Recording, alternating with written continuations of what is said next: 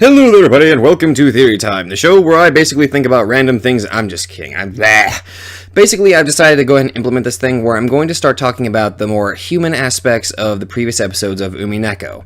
Now, the reason I'm doing this is because lately I've stopped thinking, which is not good. I've been falling for more and more of the whole witch thing. So, this time I'm going to talk about the, like I said, this will be the first time doing this, so I'm going to talk about a couple things that, or actually probably just one thing in particular that happened in the previous episode concerning Angie. That kind of started to make me think after I started listening into it, or watching it again. I can't remember exactly what happened. I remember that Angie was in the middle of being, bullied, and got to the breaking point where she literally tried to command the Seven Sisters to actually kill all these students. And then something was brought up that the servants cannot do what their master can't do. Now, thinking through the witch theory, I'm like, okay, so she doesn't have enough magical power to actually enact murder. But let's think about this through the more logical human perspective. It was pretty much pointed out that, yeah, the Seven Sisters were sort of a delusion in Angie's mind. So that right there is kind of saying, if Angie can't do it, her delusions can't do it for her. That, which kind of makes me wonder, what would that mean for the Seven Sisters through other people? By that, I mean, we didn't see the Seven Sisters manifest through, like, Angie, but then again, I don't want to go all say that everybody is they're freaking insane or something. Can you guys tell that I didn't write down an outline for this? I'm just basically going directly from my head and all that. So we can assume that possibly Angie is she's kind of mental, and her images of the Seven Sisters are directly from Maria's diary. So we can probably assume that Maria was the actual one who invented the whole Seven Sisters, or the individual who taught her was the one that obviously started talking about the Seven Sisters, and she just kind of memorized those details. Now, here's something I didn't really plan on doing, but I started to think about it, and I was thinking more like the human aspect. So, who's the one? I'm trying to figure out my thoughts on who the culprit was. Episode 4 has been introducing us to a couple new people, like Amakusa, I believe his name, and Kirie's sister, Kasumi.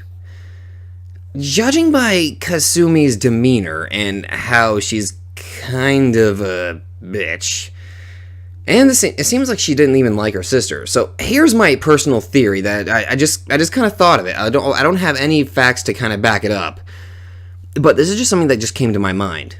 What if Kasumi was the one that orchestrated the murder? She obviously, okay, not saying Kasumi is the one who actually enacted it, more like she hired somebody. Who she would hire, I don't know. But how I see it, Kasumi does have a motive. One, she does hate her sister, and I think she would have quite a bit. She would probably be, I don't know how the whole thing would work out, but since she's technically connected to the Ushidamiya family, would it not make sense that she would be the next to be, get the wealth of the Ushidamiya family? What I think, though, is that she didn't plan on Angie not being on the island, if she is the culprit. So, I don't know. That's just the thought that came to me. I would think Kasumi does have motives. She does seem to hate her sister. I think. Anyway, that's just a thought that just came to my mind. Anyway, on to the video.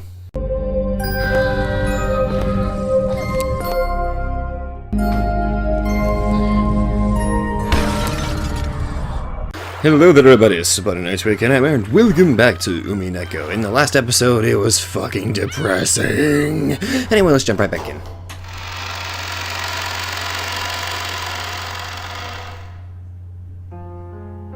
Not to mention, a lot of people started arguing in the comment section. That was kind of sad seeing that, honestly. Well, it's not so much I saw it, I just kind of heard that. A buddy of mine told me that a lot of people were kind of arguing, so that was kind of sad. Uryu. Oh, this is even sadder. Hey, Sakutaro. Maria, 返事して。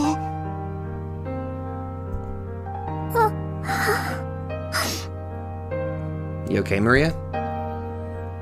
Uryu.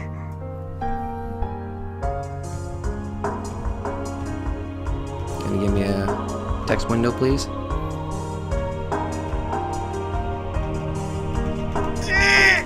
やっぱり僕はぬいぐるみなの?布と綿でできてるから喋れるわけないの?だからマリアとはおしゃべりできないの?"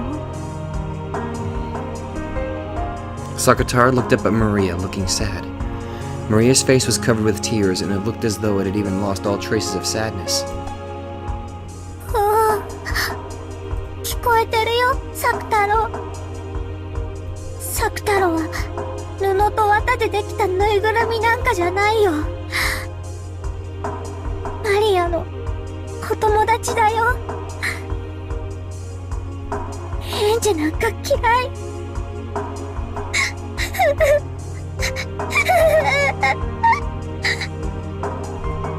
ウリュ、マリアごめんね。マリアごめんね。ウリュ。Sakatara felt regretful. By freezing her heart, Maria had finally been able to escape from her sadness. By speaking up and calling her back, he had caused her to be overwhelmed with sadness again. Sakutaro tried hugging Maria, letting go of her. Hold on. See if I can fix it now. There we go. Sorry about that. And gazing at her appearance uneasily, lost as to how he could bring Maria's spirits up. He might have looked a little humorous doing that. In the end, that was able to distract Maria's feelings from sadness. ごめんね。もう泣いても仕方ないもんね。エンジェとは喧嘩しちゃったけど、マリアにはまだたくさん友達がいるよ。僕だけじゃない。みんなもいるよ。サクスケもサク吉も動物の音楽隊も他にも。Maria looked at the many stuffed animals around her pillow, which were gathered together as though they were having an idle chat. みんなマリアのこと心配してるよ。どうしたらマリアが元気になってくれるかなってずっと相談しているよ。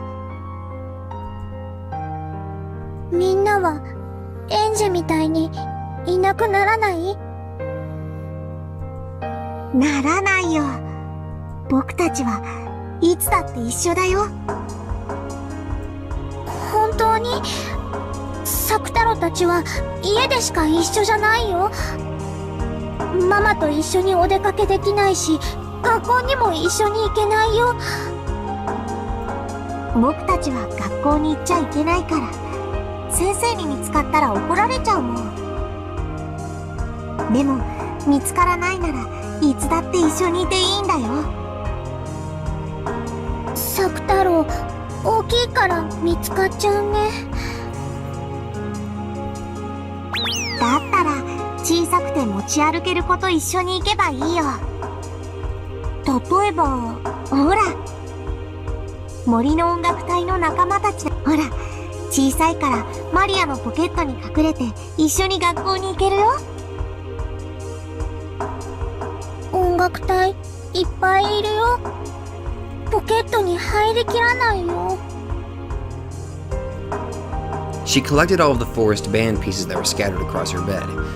There are about as many of them as pieces in a chess set, so it'd probably be impossible to fit them all in her pocket. Chess seems to be an incredibly reoccurring theme.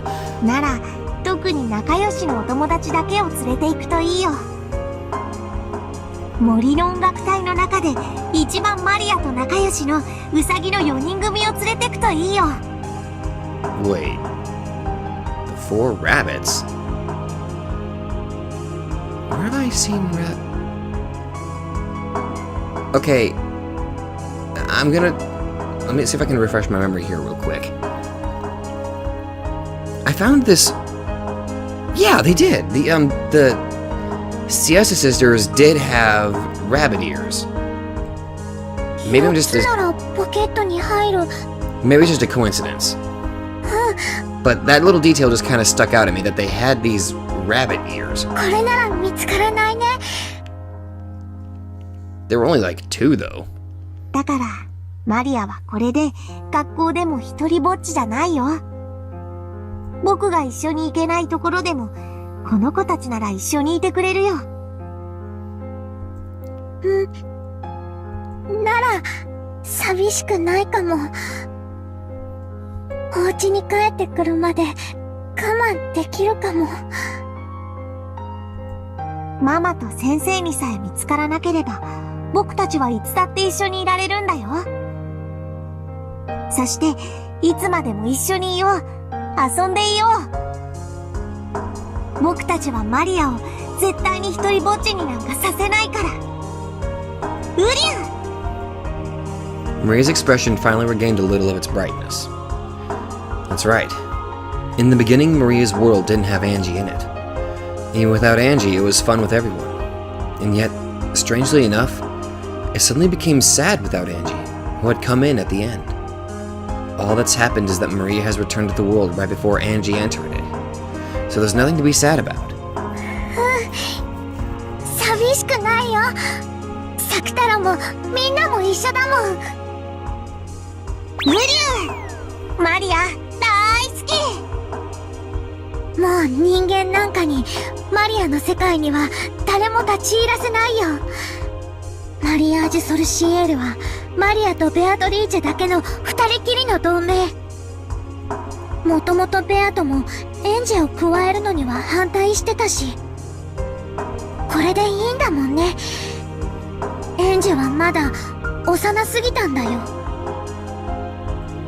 エンジェのことはまた仲良しになれるまで当分を忘れていていいと思うよ。マリアがまた元気を取り戻せたら一緒に遊べばいいよ。それまで僕たちみんながずっとそばにいるからね。ありがとう、サク太郎。みんな。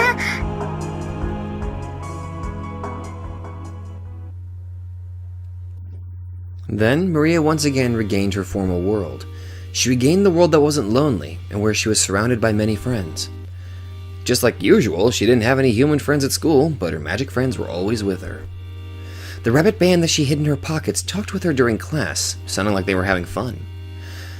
Just listening to that greatly embellished the time she spent during class. Maria made it so that, as long as Mama and the teacher didn't find out, her other friends could always be with her.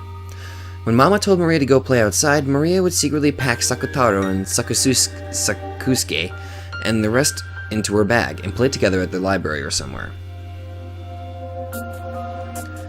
Even when Mama was late coming home and Maria went shopping for dinner, she always went with Sakutaro. Still kind of wished that she would have a bodyguard with her.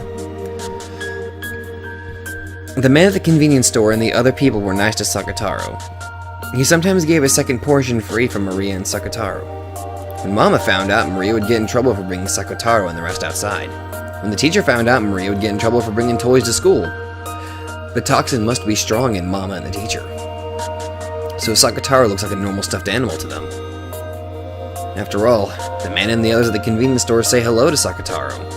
Not all humans are worthless. There are a ton of people who, unlike Angie and Mama and teacher, can say hello to magic friends like I can. Maria-chanかい？いらっしゃい。今夜もママは帰りが遅いのかい？うん。でも、サク太郎たちも一緒だから寂しくないの。ねえ、サク太郎。うりゅう。今日はね、僕だけじゃないんだよ。他のお友達も一緒なんだよ。おや、他のお友達かい？今日はどんなお友達が一緒なんだい？今日はね、森の音楽隊のうさぎさんたちも一緒。ほら、ポケットに入ってるの。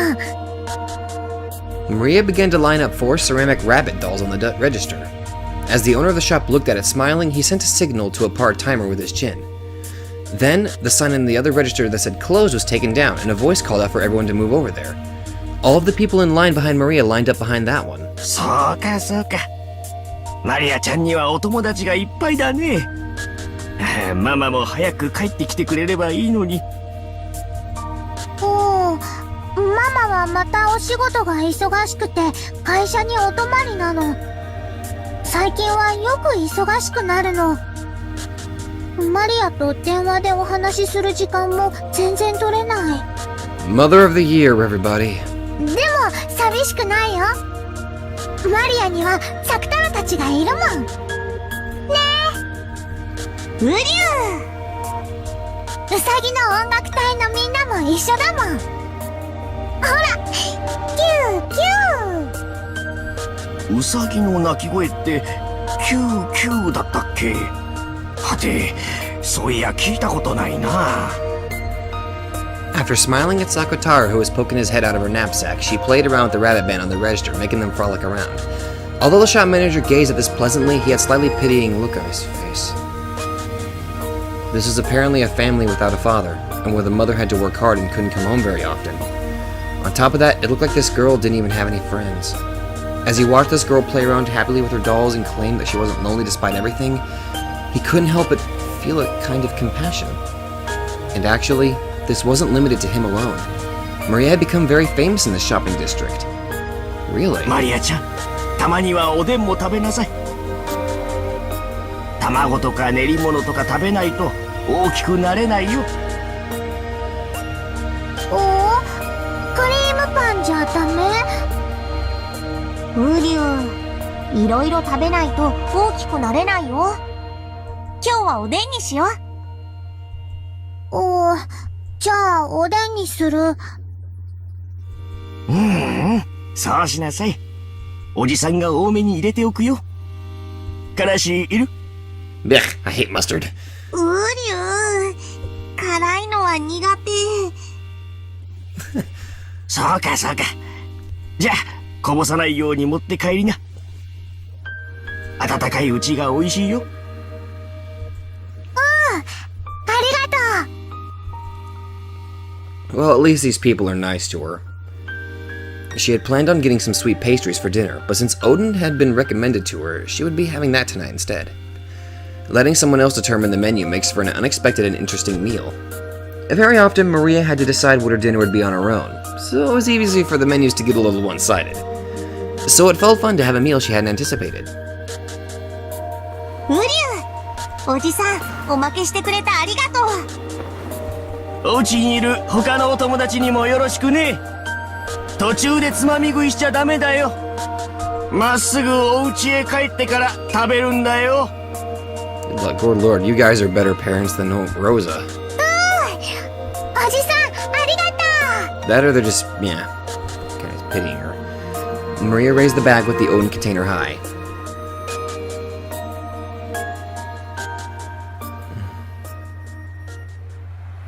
Oh. あれ、ウリュウ？どうしたの、マリア？ポケットに鍵がない。 Oh no. Standing in front of the door to her house, Maria searched all over her body. The key to the house wasn't there. She always methodically put it in the same pocket, so there was no way she had put it in another pocket, but she searched her whole body just in case. Unsurprisingly, it wasn't there. お財布を出した時に落とした？お財布を出してしまう時にはちゃんと手応えがあったもん。途中でポケットを探った時にもちゃんと手応えがあった。 You don't think somebody stole it? 途中まではあったの。落としてなんかいない。Even though the late autumn wind had been bearable and Maria had been thinking of returning home where the heater was, now that she was confused and had lost her key, she had to deal with it. But no matter how hard she searched, she didn't find it. She turned out all her pockets and even tried taking off her jacket and hitting it, but to no avail. Of course, she also turned the knapsack Sakutaro was in upside down, but the key didn't come out.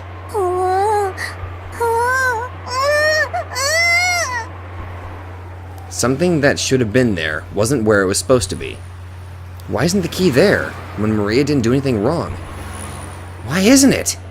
Why? Why?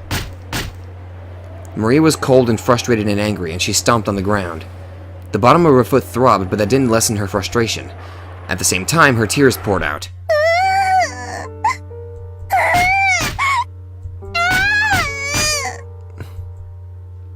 It wasn't her fault, so it's someone's fault. But Maria didn't know who that someone was and could do nothing but continue to let out a moan of anger. ウリュウ、きっと途中で落としたんだよ。探そう。来た道を戻って探そう。せっかくおでん買ったのに、卵とかおまけしてもらったのに、あったかいうちに食べられない。マリア、悔しいけど探そう。誰も悪くないよ。探そう。Maria finally lent an ear to Sakataro's words and began to trot back down the road she had come on. The wind was colder than it had been, and I felt like it was blowing in through the corners of her jacket in a mean way. ウリュウ、しっかり足元を見て探そう。そして早くお家に帰って暖房で温まりながらおでんを食べよう。きっと美味しいよ。ない。ない。As Sakataro encouraged her, Maria searched for the key. But she made it all the way back to the convenience store where she'd bought the Odin. She hadn't found it. Just in case, she asked the man at the convenience store whether they had found a dropped key, but they hadn't found anything. One more time, she returned home, paying close attention to the area around her feet, but unsurprisingly, she didn't find it. She was no longer frustrated enough to stomp her feet, but hot tears dripped down her face. The Odin had cooled down completely. Even though she had been told it would be delicious when warm, she hadn't been able to eat it. Even though that man had given her so much free ウ stuff. リュウ、泣かないで。ママは今夜帰ってこないんだよ。頑張って探そう。なんで見つからないの？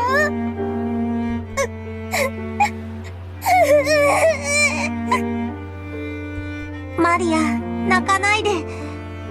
頑張って探そう。マリア。Maria was no longer able to hold back her tears. Sobbing, she clutched Sakutaro and held the bag of Odin, returning once more down the road she had come by. Perhaps because more and more houses and stores had turned their lights off by now, it was even darker and harder to search than before. And once again, without finding the key, she returned to the convenience store. マリアちゃん、鍵まだ見つからないのかい？鍵ない。お母さん、今日は泊まりだって。鍵ないとお家入れないの？入れない。そりゃ困ったね。交番には行ってみた。届いてるかもしれないよ。ママがおまわりさんに話しかけられてもお話ししちゃダメって言った。Really? そりゃまたどうして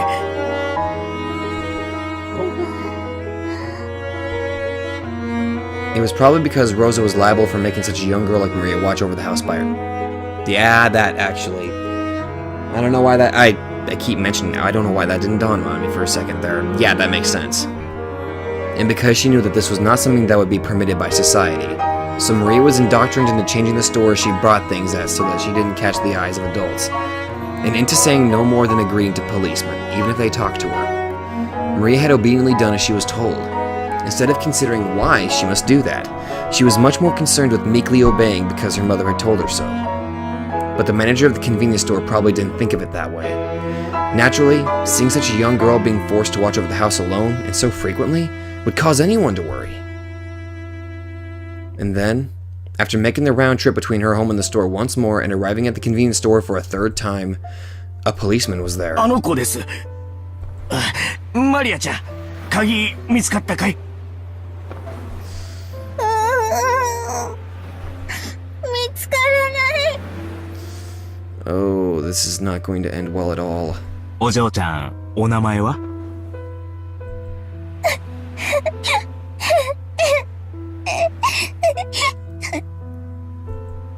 ？The policeman asked her name, but Maria didn't answer. お母さんにおまわりさんとお話ししちゃいけないって言われてるの？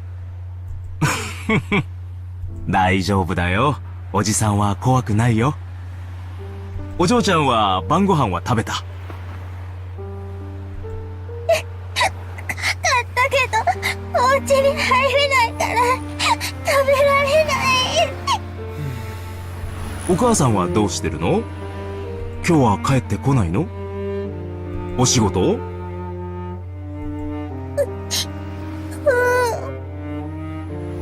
お母さんの会社の連絡先わかるかな？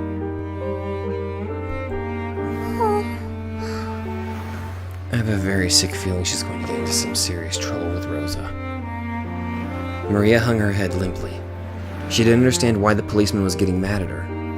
No, he probably wasn't getting mad at her, but if this reached her mother's ears, then she would definitely be in trouble. Even if she didn't understand the reason why she would be in trouble, she at least understood that much. But the policeman wouldn't let Maria go, and her head was swimming from hunger. The policeman noticed that, and it was decided that he would listen to her story as they ate in the police box. Maria was taken to the police box. She had her Odin heated in a microwave oven, and there were even salty rice cakes and hot tea brought out for her. She had been told not to talk to policemen, but after being asked about Sakutaro, she responded, starting to feel that this wasn't a bad person. And otherwise, she wouldn't be able to return home, so she didn't know what to do. She told him Mama's work phone number, which she had been told to tell no one of, and to use only in a very, very serious situation. In the tatami room outside the police box, as she ate the Odin that was so hot it felt like it would burn her, she watched a policeman making the phone call, lazily thinking, I'm probably gonna get in trouble. Maria, Mama ni okorareru kana? That's what I'm scared of. Uryu.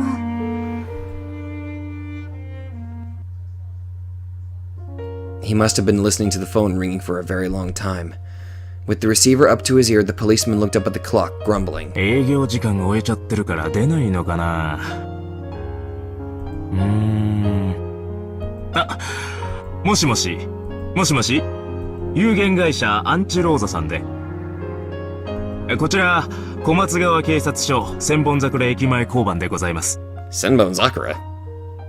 Had a little bleach flashback there. う大館じゃないや。後宮社長さんはいらっしゃいますか？はい。休暇中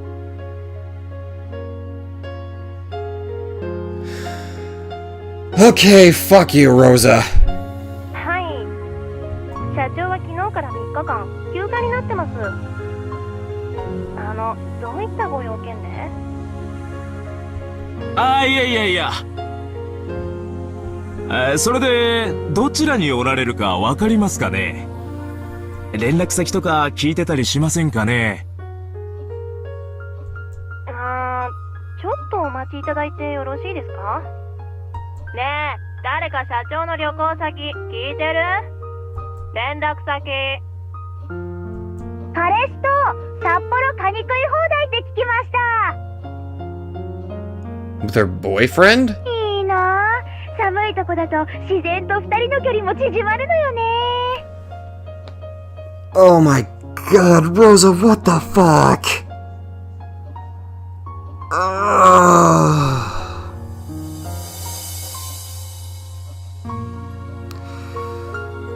Oh my god, Rosa, what the fuck?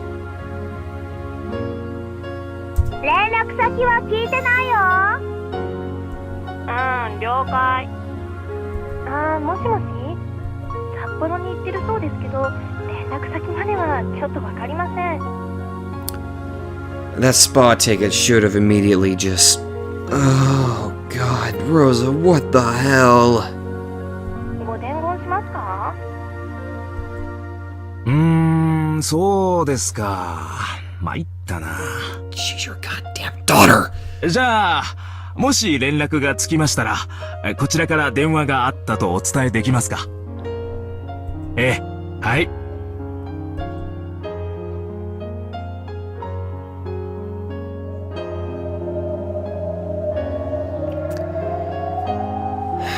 After that, I was taken to the police department, which was even bigger, and was made to spend the night there. And they asked me various things about myself. A lady who called herself the district welfare officer came by and asked about various things. And I was told, you poor thing. When I heard that, I learned for the first time. マリアって、かわいそうだったの？ウリュウ、そんなことないよ。マリアは幸せ。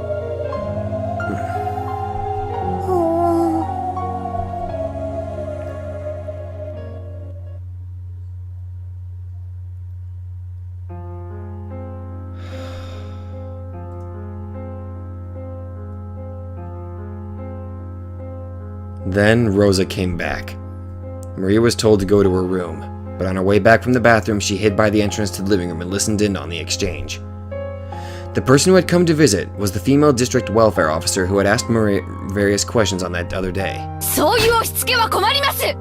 マリアは心が純粋すぎて繊細だから、無神経な子がいたら傷つけられてしまうんです。余計なおせっかいはやめてください。でもね、お母さん、そんなに繊細な子ならなんで一人で家に放置しておくの？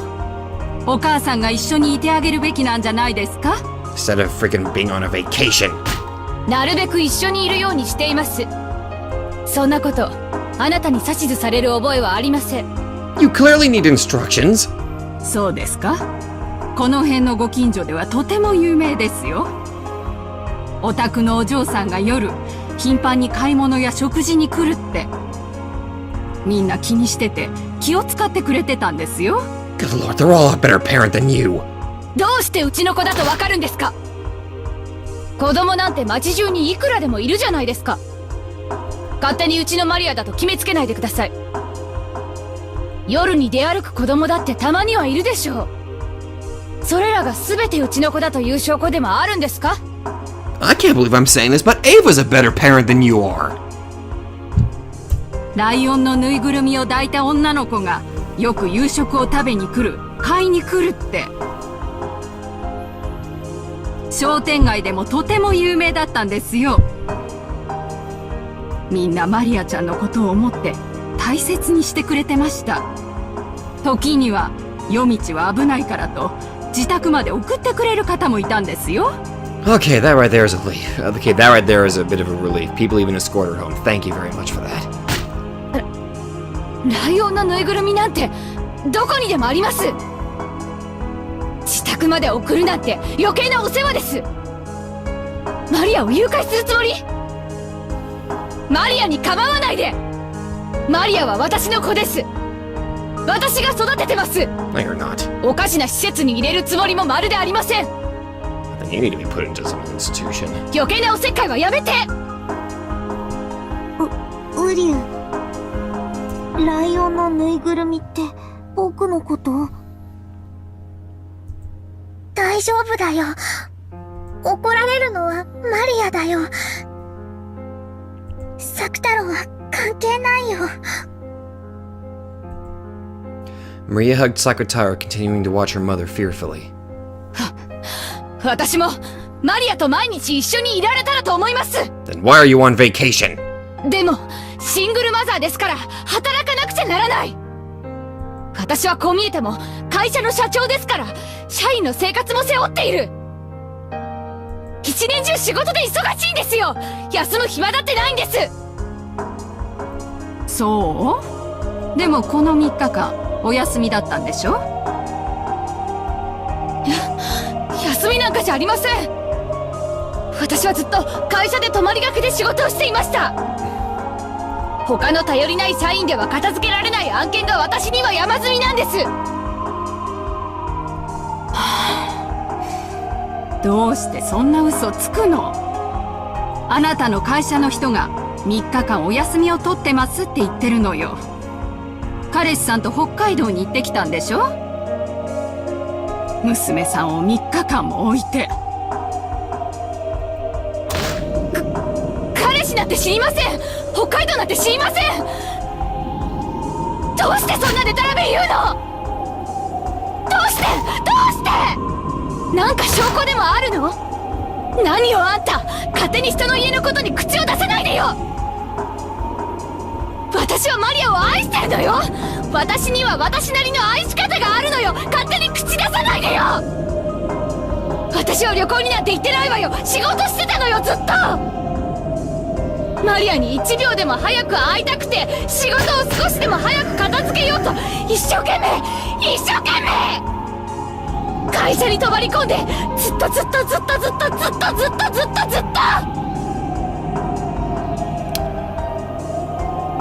And there goes whatever shred of respect I had for you, Rosa. も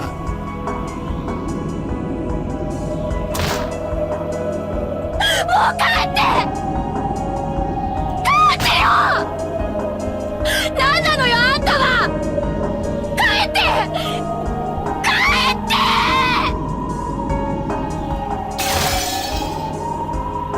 Rosa raged, her hair flying wildly.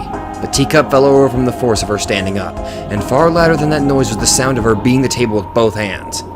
When faced with this rage that could accurately be described as a wide-eyed derangement, the female district welfare officer couldn't help but be taken aback. And the same went for Maria, who was secretly watching this from the hallway. She had already seen her mother in a rage several times before this, but she had never seen her this mad with anger. When she saw this, Maria was sure. This was no longer her mother. It was some other evil being that was possessing her mother's body. And then, she herself was discovered by the evil being. Maria knew that she was being reflected in the evil being's eyes. Her mind went blank and she felt as though her field of vision was racing off into the distance. After fiercely closing in on Maria, Rosa mercilessly slapped her on her small shoulders and dropped her gaze towards the stuffed animal Maria was holding, Sakutaro. マリア、あなた、あれだけお外にそれを持って行っちゃダメって言ったのに、持って行ったのね。ウリュウ、マリアは悪くないよ。僕がついていくって言ったの。違うよ。マリアが寂しいから勝手にサクタロを連れてったの。だからママ、サクタロは悪くないの。ウリュウ、マリア。サクタロは悪くないよ。サクタロは悪くないよ。Instead of Maria, the brunt of Rosa's anger was aimed at the lion-stuffed animal Maria was holding. A girl went shopping in the middle of the night, always clutching a lion-stuffed animal. Because of that, she had become well known in the shopping center. ぬいぐるみ持ってっちゃダメって言ったでしょ。どうしてあんたはママの言うことが聞けないのよ。どうしてよ。どうしてママの言いつけがちゃんと守れないのよ、あんたは。 With every single word, she stamped her heel and banged furiously on the wall. Of course, she didn't make direct contact with Maria. However, the violence of the harsh sounds certainly beat against Maria. お母さん、おやめなさい。話してよ。話せって言ってんでしょ。 The district welfare officer had come back to her senses and was pinning Rosa's arms behind her back. But the instant Rosa was touched, she went wild, furiously throwing the welfare officer off. She hit the table and fell to the ground. A teacup on the table smashed on the floor, making a violent sound. マリアは悪くないよ。僕が悪いの。だからマリアを叱らないで。サクタロを連れてったのはマリア。サクタロは悪くないの。サクタロは悪くないの。だからサクタロをそんな怖い目で見ないで。見ないで。マリアを叱らないで。マリアを叱らないで。ウリュウ。あんたさっきから何をやってるの。あんたそのお人形さんごっこ外でもやってたの。お店の人の前でもやってたの。だ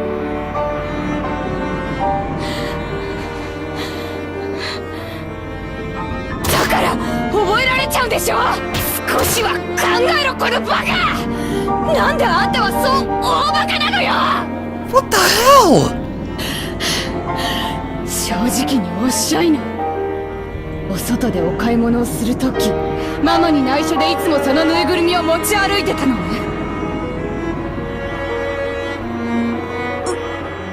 ウリュウ。 I don't like where this is going. その変なぬいぐるみ語をやめなさい。ぬいぐるみじゃなく、あなたの言葉で喋りなさい。サクタロはぬいぐるみじゃないよ。マリアの友達だよ。ぬいぐるみって言わないで。言わないで。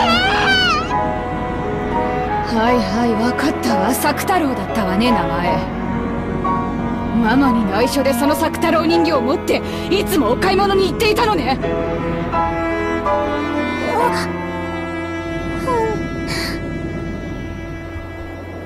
Maria admitted it honestly. If she hadn't admitted it, then Sakutaro would have said something to take the blame. So by admitting it right away, she was protecting her small friend. サク太郎だけ他には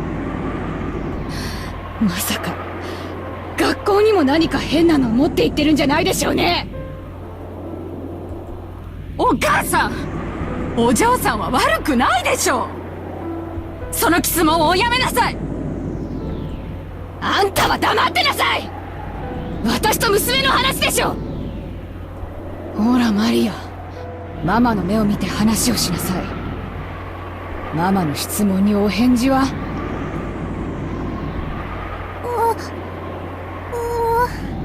I really don't like where this is going. サク太郎だけじゃないの。ウサギのみんなも一緒。今も持ってるの？おー。 Maria fished around in her pockets, pulling out 4 ceramic rabbits with her tiny hand. The rabbits were her close friends who could be together with her at school in Sakutaro's place. But when Rosa saw that, she shook her head slightly as though dizzy.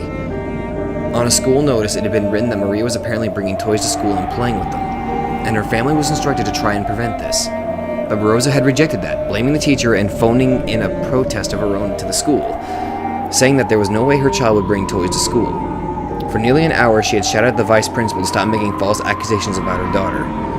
To a certain degree, those at the school had grasped that Maria was a pitiful girl.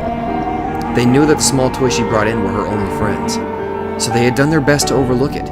But when the other students caught sight of them, some of the boys had started complaining that only she could bring toys, and the school had racked their brains on how to cope with this. They had tried to gently send a warning by the way of the mother, but after Rosa's overreaction, even Maria's teacher decided to overlook it. But now Rosa knew. She had been the one who was wrong, and her daughter really had been bringing toys into school. And those at the school had known that she was a disgrace who brought toys into school and played with them as though they were her only friends. A disgrace? To Rosa, who thought her daughter was just a little different from normal children, having this peculiar side of her daughter exposed and found fault with was, more than anything else, something she couldn't bear. So she howled, she raged. The district welfare officer tried to cut between Rosa and Maria again, but she only met with Rosa's wrath again. Rosa once again threw the woman off with the face like a demon. And even when that failed to curb her anger, she stomped on the ground over and over again so forcibly that it seemed she might break through the floor. Then, after seeming to come back to her senses for a second, she immediately froze her harsh breathing and asked Maria. マリア、そのウサギの音楽隊はマリアの大切なお友達？そ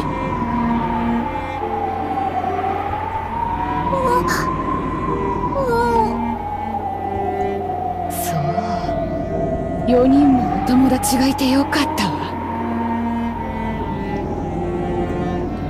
As she said that, Rosa grabbed one of the rabbits from Maria's hand. Then, she shoved it in front of Maria's eyes so she could see it very well. The cute rabbit holding a trumpet was a small doll like a chess piece. She slowly lifted it into the air. Of course, Maria's and Sakutaro's eyes also followed it.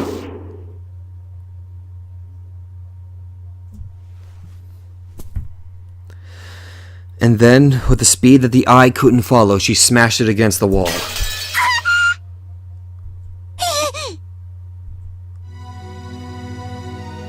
She had half imagined that this worst possible thing might happen, so she instantly realized what had been done. So Maria let out a short, despairing scream. It was in pieces. It had been small and sturdy, but that hadn't been enough to accept her mother's fierce rage. ママの言うことをちゃんと聞かないから一つ壊れちゃったわ。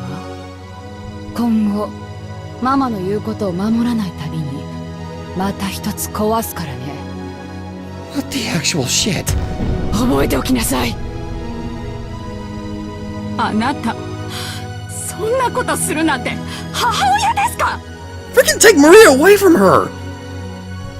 そんなことしてお嬢さんが傷つかないと思ってるんですか？マリアが傷つく？私も傷ついているのよ。私の傷は誰が責任取ってくれるのよ。誰が？あんたは黙っててって言ってるでしょ。やめてママ。悪いのはマリア。おばさんを怒らないで。マリアは悪くないよ。僕が悪いの。マリアを怒らないで。うりゅうりゅうりゅうりゅうりゅう。そのぬいぐるみごっこをやめろって言ったでしょ。大体ね、気持ち悪いのよ。ぬいぐるみがお友達ってあんた今年でいくつよ。何歳よ。こんなの布と綿の気持ち悪い下手くそなぬいぐるみじゃない。こんなのしか友達いないのあんた。こんな化け物のぬいぐるみとお友達ごっこしてる暇があったらちゃんとした人間の友達を作りなさいよ。なんであなたにはいつまでもお友達ができないのよ。そうなんだからいつまでもクラスで変わり者扱いされてバカにされて。ほんとしっかりしていい加減にして。こんなぬいぐるみ遊びもう卒業しちゃってよ。うりゅうりゅう。だからそのぬいぐるみごっこをやめろって言ってるでしょ。ママ返して。 Oh god, no. さきたろ返して。うりゅううりゅううりゅううりゅう。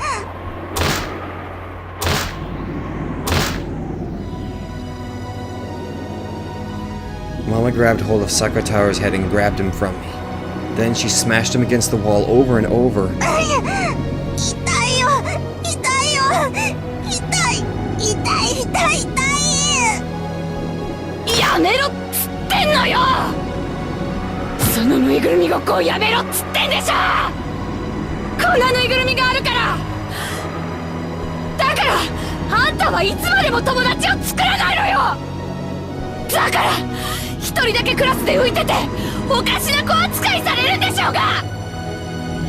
こんなぬいぐるみあげなきゃよかった。こんな気持ち悪いぬいぐるみあげなきゃよかった。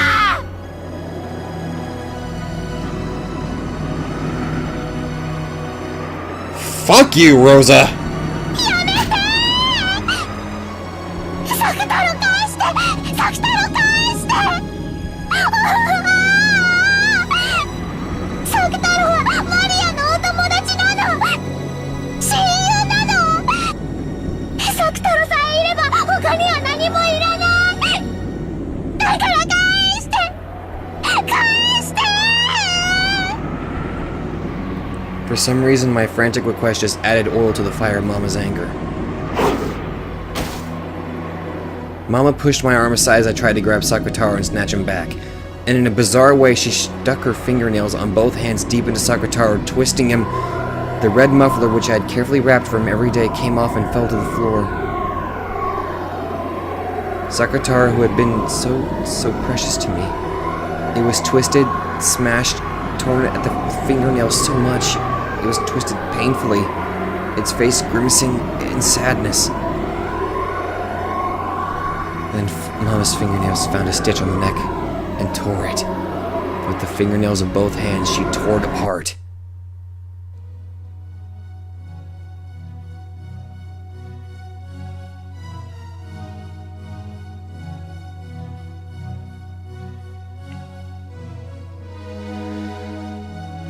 In that instant, Sakutaro's yellow cloth and the cotton inside burst apart. It looked almost like moist cotton candy. りゅう太郎マリアサク太郎おりゅう太郎。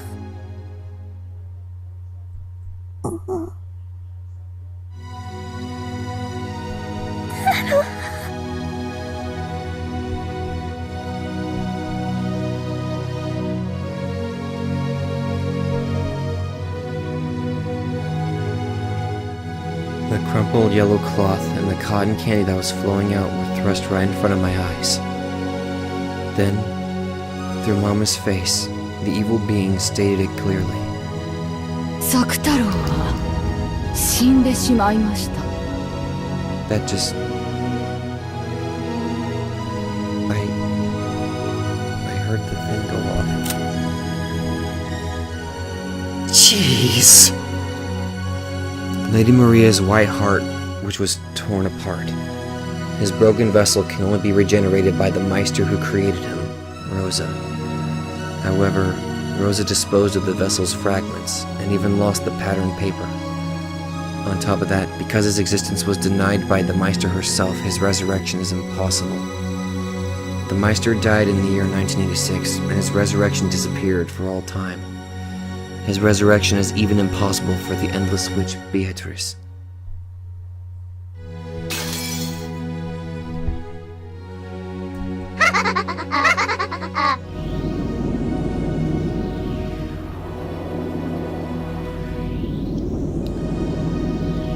Ma penna diskek. Gikukekyu gotaro sakuto eknat.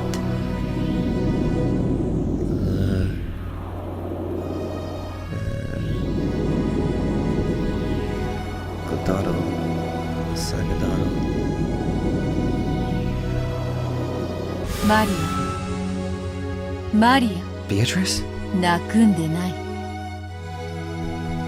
ベアトリーチェ、ベアトリーチェ。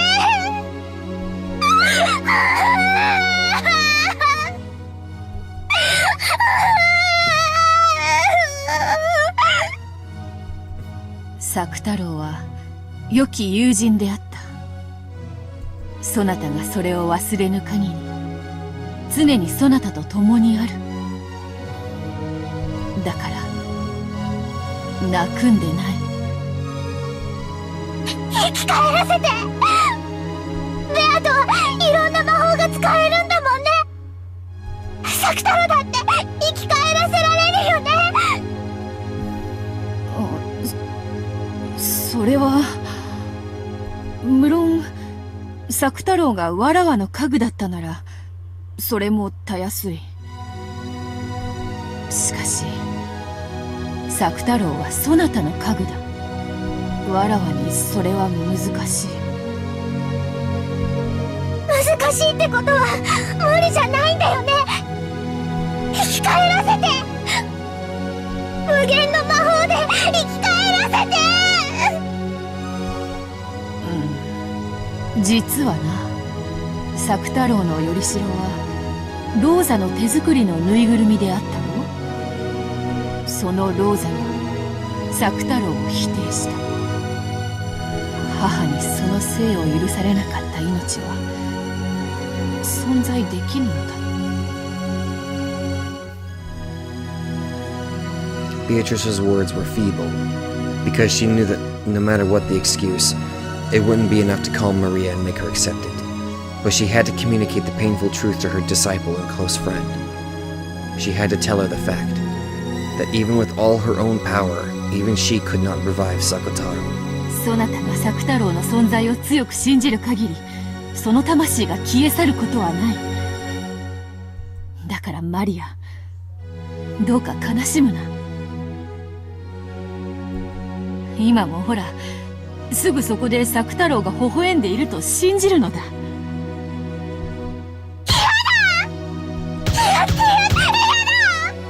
作太郎を生き返らせてくれなきゃ嫌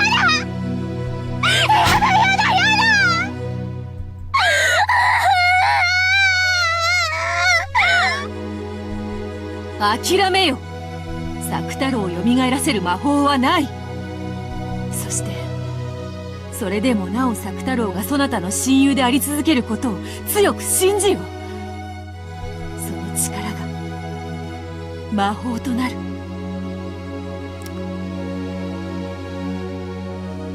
Never thought I would be this affected by a stuffed animal. そんなの魔法じゃない。魔法じゃない。作太郎が生き返らなきゃ嫌だ。ママの手作りだからダメなの。どうしてママは作太郎を作ったの？デートするためじゃないの？マリアのお友達にするためじゃないの？なのに、なんでママは自分で作って自分で壊したの？どうしてママは自分で産んで自分で壊そうとするの？わかんない、わかんない。ママが憎いよ。ママが憎い。Oh, I don't blame you. I hate her too now. 悔しい、悔しい、悲しい、悲しい。作太郎がそうされたようにママをねじり上げてやりたい。爪を立てて引き裂いて布地と綿にしてやりたい。 Okay, that's a little too far. I wouldn't really want her dead, I just want her punished. That's a little, 悔しいよ、悔しいよ、ベアトリーチェ。作太郎。 Then again, I'm not gonna blame her. Rosa practically murdered somebody. Well, I mean, in her eyes, it's just a freaking... In Rosa's eyes, it's just a stuffed animal. In Maria's, that was a very close friend. So, I don't blame Maria for feeling that way. I don't agree with it, but I don't blame her. From the darkness behind Maria's back, two massive jet black arms crept out. Twisting around Maria, she sobbed in anger. Then massive fingernails stuck into Maria's chest and stomach. Maria could not see that, but Beato could see it. Anger and sadness without any place to go will tear you apart. Beato knew that. She could see that. Yes. In the end, those massive arms were Maria's own. Those fingernails slowly started to eat into her chest and stomach. With their immense size and strength, those arms could probably tear Maria into bits easily. But Maria herself couldn't notice. Drowning in a sea of her own tears, she couldn't notice that her own arms were trying to tear apart her own chest. 悔しい、悔しい。作太郎がどうしても生き返らせられないなら、マリアは復讐したい。ママを同じ目に合わせてやりたい。作太郎と同じ目に合わせてやりたいの。ベアドリーチェ、そのための魔法を教えて。ママをやっつける魔法を教えて。その言葉は本心。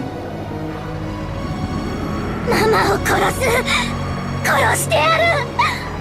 あれはママじゃないよ。ママに取り付いた悪い魔女だ。ママの魔女を殺してや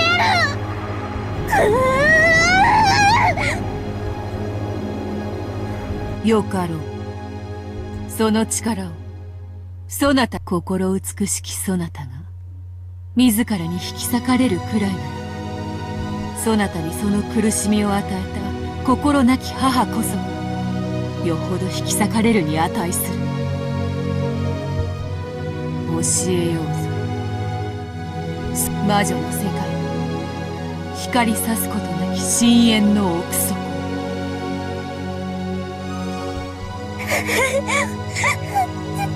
作太郎、作太郎。みんな嫌い、大嫌い。ママも嫌い、エルチャも嫌い。みんな大嫌い。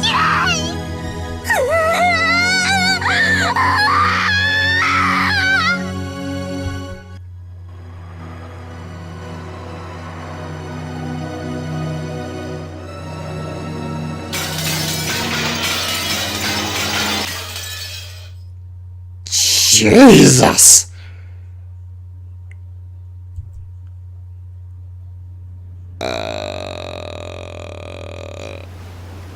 The world 12 years later, October 1998.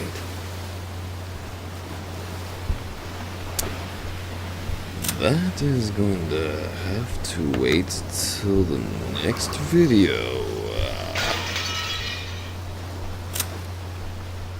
Holy shit!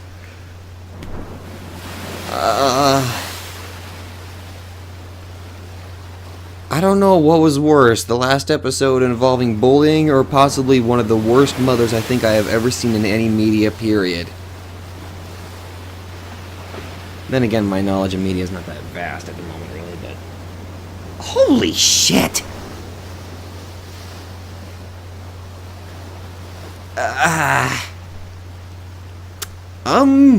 I don't think I'm gonna be able to do a thoughts and theories video on this, mostly because I couldn't really come up with anything. I mean, this time I actually took more time to try to think about it, but no, this was more focusing on actual subjects. Nothing like...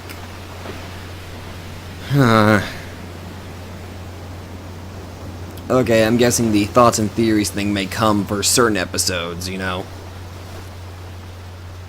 But... Holy shit!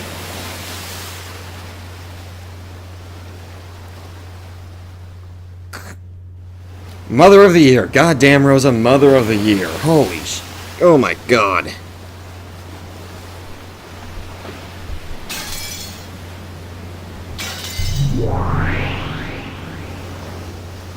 How is it that that is making me even more sad?